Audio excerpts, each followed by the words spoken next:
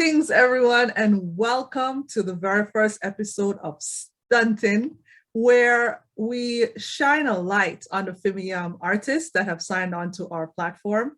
So today, it's only befitting that for our first show, we have our first artist that signed to the Fimi NFT platform. Hey. Idris Veitch. Thank you for having me, Diana. Thank you. Oh my gosh, thank you for being here. We're so thrilled to have you on this really a monumentous occasion because it's only befitting because you were the first one to ride with us. So you should be the first one to have the spotlight shine upon. I mean, as promised, anywhere we go, we're taking our artists with us. So now we have our show Stuntin.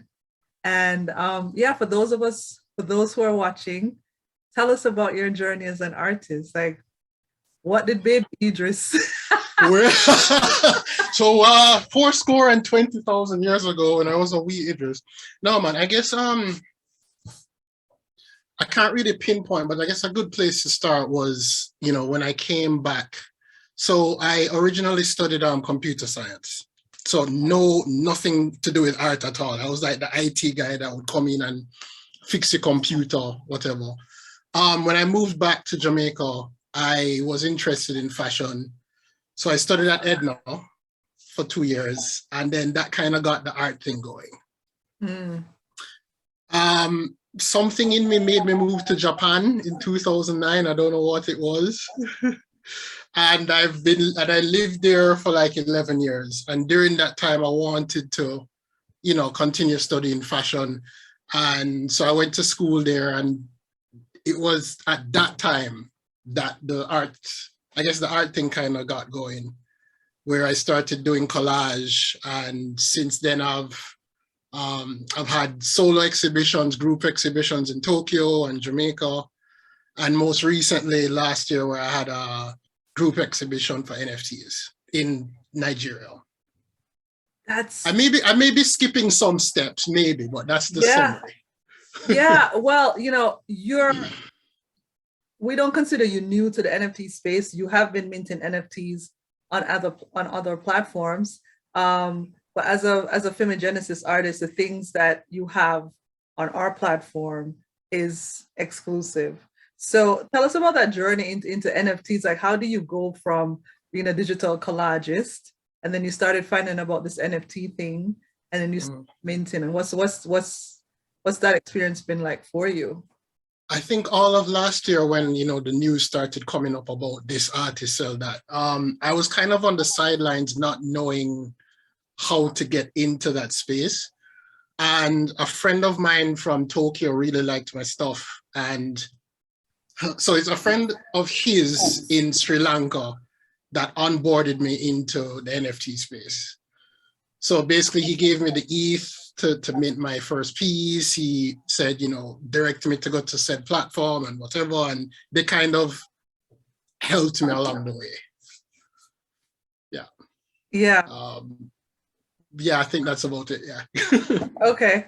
So tell us about that show in Nigeria, NFT exhibition. Yes, it was incredible. Basically, I got approached through Instagram by one of the promoters. So it was a show that was held in Lagos, Nigeria, that featured artists in Africa and the diaspora. So it was, I think, 9 of us in total. So we got onboarded to a platform, and I think all of us ended up selling our Genesis pieces on that platform. So big up yourself. Yeah. Very nice. Very nice. But it's been a journey, let me tell you. I think I got into the NFT space in September, and it's wild. It's crazy. Yeah. Are you still learning? Are you always learning? Yeah. Always learning. That's the thing. What I find about the NFT space is that there's always something to learn, but I don't know if this has been your experience. People have been really generous with their time and their knowledge just to get, more people into that space, which is what I quite like. And there's like this purity about the space. I mean, I know I might be speaking like esoterically, but that's how I am sometimes. Well, I actually 100% agree because obviously, no matter like I know there's obviously bad actors in the space that will come in and come up with some junk NFT and spam, and blah blah blah, and you Yeah. hear cases of fraudulence and whatever. Hmm. But I mean, in general, it's just been a very giving. But it goes both ways. You give and then receive this very Yeah. awesome space of people. Yeah. So what motivates you to create art? Now that's the $1 million question, isn't it? Yeah. Does it depend on the day? It depends on the day. It depends on the mood, honestly. I got into it to kind of escape. I guess because living in Japan, there came a lot of stereotypes, and sometimes you'd feel down. So art for me was an escape. Tell us a little bit about that. Part of my background is I lived in Indonesia for 4 years. So I know we have shared offline different conversations that we have as Black people living in Asia. So there's a story I know I told you of being in an angkot, which is a little minibus, and a woman did this to my skin and looked at her hand like she was hoping the black would come off. And I'm like, Southeast Asians are darker than me. Why is this such a novice? So if you want to share like some of the stuff that you were going through in Japan that led you to create like as an escapism. Okay, that same thing about the skin thing that happened to me as well. But it wasn't an adult. It was like just a little kid when I was still teaching. And then plus that, and it's just being Black, being Jamaican, it's like a minority of a minority. So what little they know about us, they kind of put us in these boxes. So you're Jamaican, so you must run fast, or you're Jamaican, so you must do this, you must do that. And I'm just like, we're obviously more than all that you think of us, which is where my now current series comes in. It's just kind of, it was a way for me to just kind of say that we are more than this, and then take it to another level where it's more of like fantasy. Right. Yeah, because it's one thing to just say, hey, no, we're smart, we're actually capable people, but I wanted to push that narrative further. Yeah. Mm-hmm. Tell us more a little bit about that fantasy aspect, because that is all throughout your work. And if I close my eyes and I jump into one of your works, I feel very buoyant, Mm-hmm. But tell us a little bit more about that fantastical aspect that you have included in your pieces. I think when I design, so when I mentioned earlier about the escapism, that for me is kind of a private thing. Like, I know that when I created X piece, I was feeling this way. Like I was feeling down, I was feeling crummy.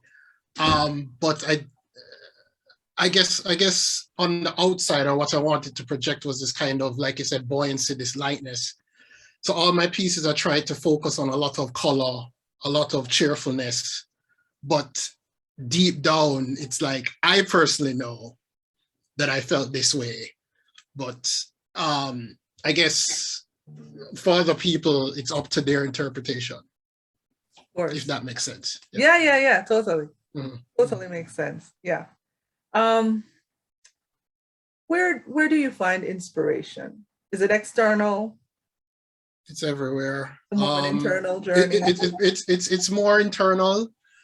Yeah, it's more internal, I think. But I basically everywhere. I mean, I don't really have a filter. So when it comes to like the material, I just like borrow from everywhere. Maybe a song, maybe a conversation I had.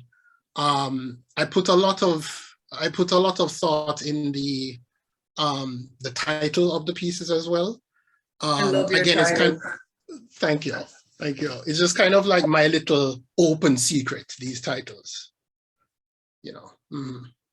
Yeah, like one of my favorite of your pieces is Lorem Ipsum Funk. Yeah. That whole series of a series, I tried to take it back to my fashion design days. So actually one of the how do I say, reasons why I got into collage was it was the way how I designed garments. So I would just, cut this together, put this together, and then the collage that I'm doing now is just that extra step. So it's kind of like marrying those two disciplines together. It's very interesting. I didn't know that. Now, and as you said it, I got it. I got it. Yeah, yeah. So as an artist in living in the Caribbean, like what has been your experience, especially during this time, during this pandemic? Reality has set in, I mean, people just want to know, how are you surviving? What's the artist community like? What's going on? Is this being recorded? I mean, the reality is that oh boy, can we talk about this offline? No, actually, it's kind of, I think it's kind of I think, boy, it's kind. I don't want to say gatekeeping, but it feels like there's very limited resources for people. I know, like over the years, myself included, a ton of artists, photographers, musicians, you name it, that would have to go overseas to make it big, or overseas just to get a chance at something. And it's because the resources that we have here are very limited. And I guess the taste is different, is kind of narrow as well. It's kind of hard to break out if you do something against the grain or that's not in the taste. So yeah, it's kind of interesting, like coming back here to that environment, I think. Okay. Yeah, I understand. I understand what that feels like too, because you are coming from a space that was, even though it had its limitations, you were still free to create. You're still free to put your heart out in your art. Your heart. Your heart in your art. And I think another thing that I realized as well is that because I was a foreigner, like you said, I could get away with a lot more. Like I could put this on a canvas and people just be like, oh, that's interesting. Like, it would be more like an open thing. And I think also like in the community itself, like resources were just readily, it was kind of like a real life Twitter. Oh yeah. Whereas where resources were just readily shared and people will help you out. Where down here, it's almost like you have to be in these circles, which I just never subscribed to from day one. Yeah, so it is what it is. Part of Fimi's ethos is actually to remove those gatekeepers, with our platform, because I mean, artists like you have been at the mercy of these proverbial gatekeepers for far too long, where you don't get your right share of money. And on top of that, you have to split it with a gallery or with another entity, and you end up getting paid less than what your art is worth. And honestly, that's what we are here to change, because the DeFi space is not about gatekeepers, and it's not about putting one above the other. It's equality for all, which I think is that kind of uniqueness and openness in the space that we strive for. We try not to bring the real world into the metaverse, but humans being humans, Yes. So we have to watch out. Humans will human after all. Exactly. Humans after humans all. will human. For sure. So tell us, like, who have been some of your biggest artist influences? I'm more like, when I say down to earth, I'm more the people that I follow on Instagram. There are people that I've met like in real life, fellow collage artists, fellow artists that I'll just follow. And what I like about those interactions is that we'll bounce off each other. It's kind of like they'll put out a piece and I'll just kind of go, huh, like I never thought of it that way before. And then I hope it's reciprocated as well. But I mean, I guess people that inspire me are just fellow artists that I follow.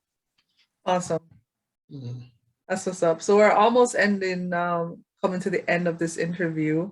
And I just wanted to ask you, like, what do you have in the pipelines? What's next, Idris? I have a long list of apps and programs, including like 3D and motion graphics that I want to study. I'm studying right now for a master's in teaching, which I hopefully, if I can get it done in time, submit my stuff by this June to graduate. Wow, that's So teaching part-time and then doing my, like, how do I say, pushing my art further is in my pipeline for this year. Okay, so what programs are you learning and to what end? Oh boy, if I'm learning, it's not the list long, you know. It's the tension is there, but it's this poor laptop that can't keep up, really. Oh gosh, yeah. No man, but I'm learning After Effects, and I'd like to learn Blender, and then also Unity. Okay. And yeah, and I would like to dip my toes into AR, just because I've seen some artists in the space doing some very magical things with it. Ooh.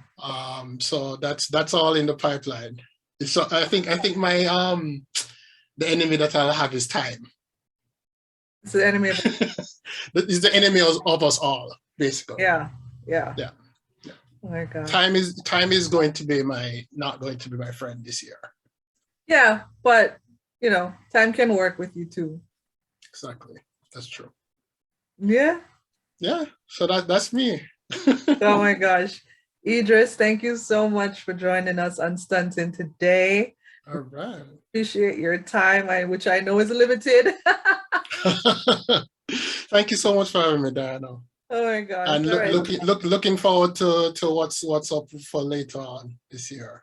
Absolutely. We're excited as well. We're excited, and we have a whole bunch of things in the pipeline. We can't wait to share them with you.